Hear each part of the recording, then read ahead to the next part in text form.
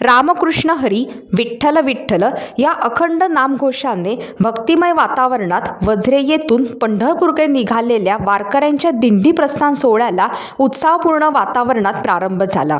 या मंगल प्रसंगी भाजप युवा नेते विशालजी परब आणि सौ वेदिकाताई परब यांनी उपस्थित राहून वारकऱ्यांचे दर्शन घेत शुभेच्छा दिल्या।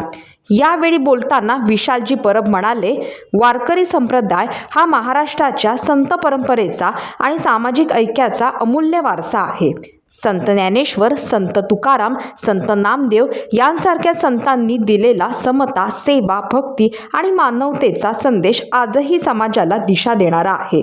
आपण सर्वांनी एकत्र येऊन ही संत परंपरा जपली पाहिजे आणि दोडामार्गचा सांस्कृतिक व आध्यात्मिक वारसा अधिक उज्ज्वल केला पाहिजे।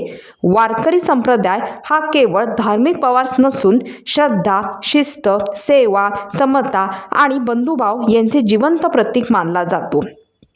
दरवर्षी लाखो वारकरी टाळ मृदुंगाच्या गजरात, मुखी हरिनाम आणि हृदयात विठ्ठल भक्ती घेऊन पायी पंढरपूरची वारी करतात।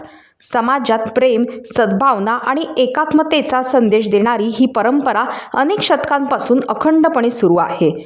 रामकृष्ण हरीच्या जयघोषात आणि विठ्ठल नामाच्या अखंड गजरात वारकऱ्यांनी पंढरपूरच्या दिशेने भक्तिभावाने प्रस्थान केले। यावेळी ग्रामस्थ, भाविक आणि वारकरी मोठ्या संख्येने उपस्थित होते।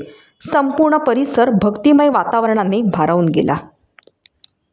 टाइम्स डिजिटलला लाईक करा, शेअर करा, सबस्क्राईब करा आणि बेल आयकॉन दाबायला विसरू नका।